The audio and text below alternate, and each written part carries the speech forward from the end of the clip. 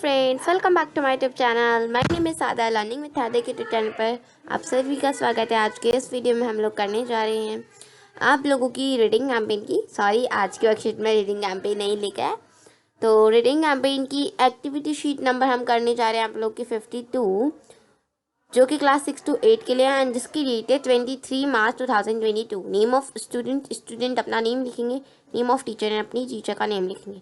तो आपकी जो एक्टिविटी शीट 52 है, इसका जो सब्जेक्ट है वो है इंग्लिश। इट मीन्स कि आपको इसे अपनी इंग्लिश की नोटबुक में करना है।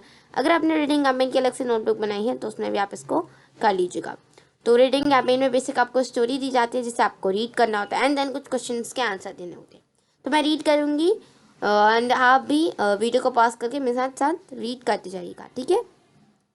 तो चलिए देखिए यहाँ क्या दिया है, रीडिंग इंस्ट्रक्शंस फॉर स्टूडेंट, जो कि हर वर्कशीट में आते हैं, हर एक्टिविटी शीट पे आते हैं। स्टूडेंट के लिए किस तरीके से वो पढ़ेंगे तो उनके लिए इंस्ट्रक्शंस दिए गए हैं यहाँ पर, ठीक है।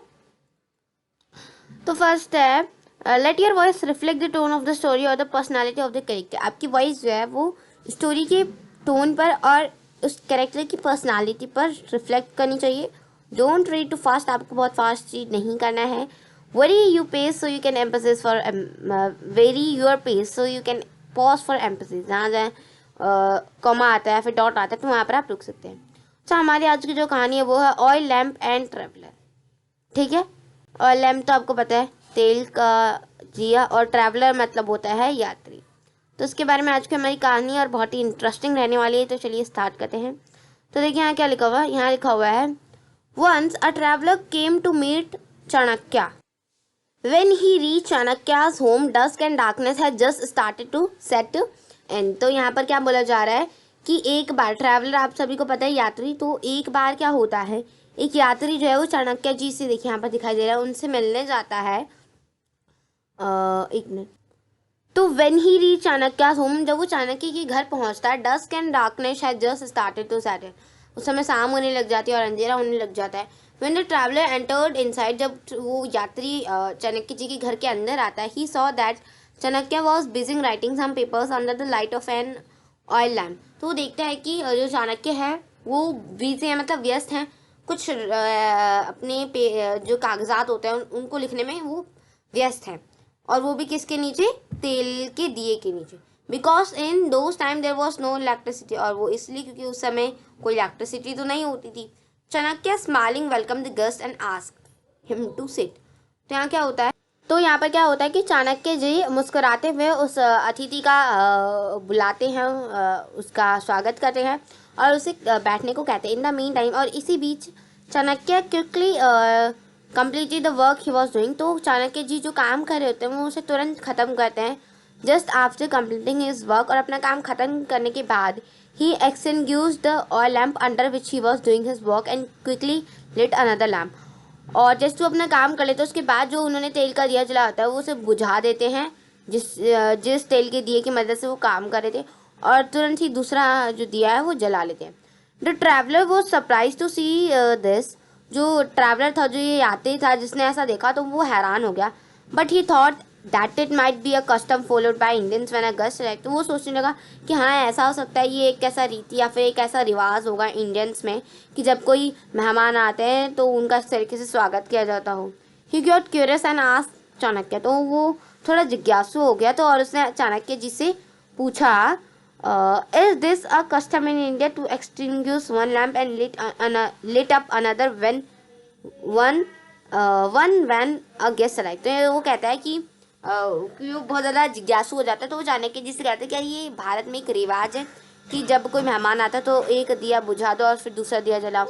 चाणक्य रिप्लाई, तो चाणक्य रिप्लाई करता है नो माय डियर फ्रेंड। तो चाणक्य कहता है कि नहीं मेरे प्रिय मित्र, actually when you entered I was working for an official work. कि वास्तव में जब तुम आई थी तो मैं अपने work related to my nation, तो मैं अपनी राष्ट्र से जुड़ा हुआ कोई कागजात, कोई काम कर रहा था।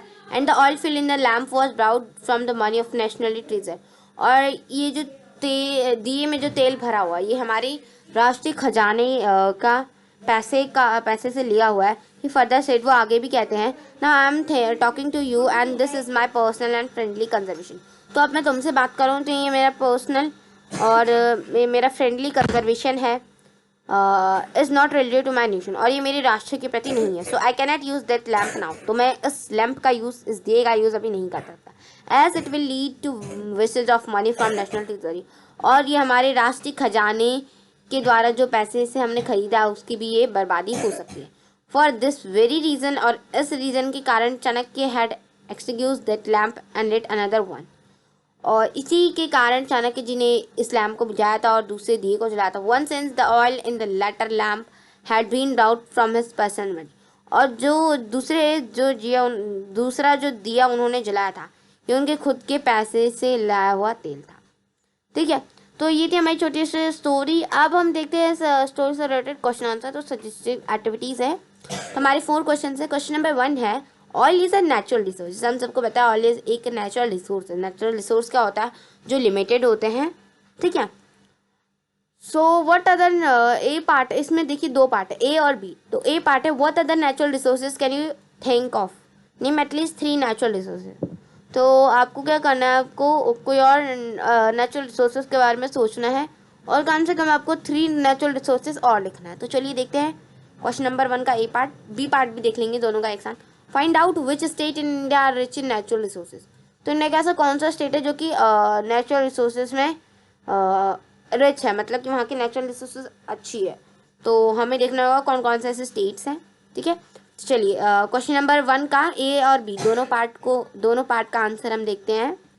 ठीक है, तो यहाँ पर आप देखिए आंसर नंबर 1 में हमारा ए पॉइंट लिखा हुआ है। तो देखिए आंसर नंबर 1 में हमारा पहला का आंसर है कोल, एयर, सनलाइट एंड वाटर। तो यहाँ पर मैंने कुछ चीज़ें लिखी हैं, ये जो होती हैं ये हमारे मतलब कि वर्ल्ड में लिमिटेड होती हैं।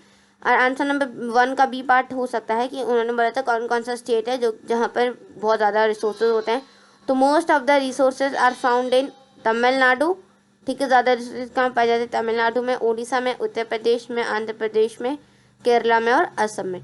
तो ये आंसर नंबर 1 का बी पार्ट। तो ए और बी दोनों पार्ट आपने देख लिया। आई होप आपको क्लियर हो गया होगा। अब हम चलते हैं आगे। ठीक है, तो अब हमारा क्वेश्चन नंबर 2 है हमारा, make a college of all the Indian state which are rich in natural resources, specify which natural resources each one is rich in. तो हमें स्टेट्स लिखने हैं यहाँ पर, एंड यहाँ पर हम जैसे कि स्टेट लिख सकते हैं, एंड यहाँ पर साइड में हम कि वो कितने कौन कौन से रिसोर्सेज में, नेचुरल रिसोर्सेज उनमें ज़्यादा पाए जाते हैं, ज़्यादा रिच हैं, तो उनको हमें इस तरीके से लिखना है। तो चलिए देखते हैं हम क्वेश्चन नंबर 2 का आंसर।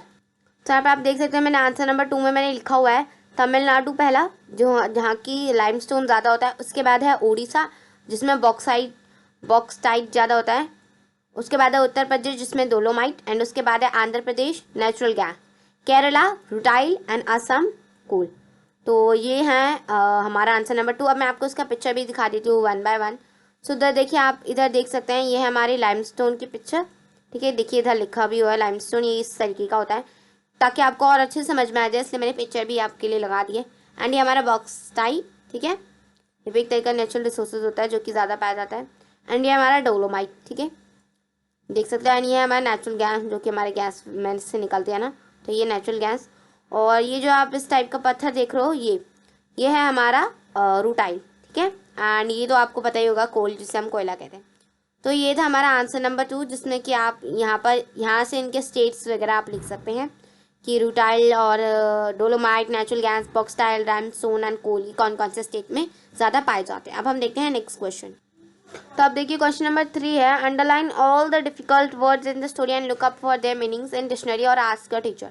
तो आपको ऊपर जो स्टोरी दी गई थी उसमें जितने भी डिफिकल्ट वर्ड है उनको अंडरलाइन करना है, और आपको इनकी मीनिंग डिक्शनरी में देखना है, या फिर आप अपने टीचर से पूछ सकते हो। तो चलिए देखते हैं क्वेश्चन नंबर 3 का आंसर।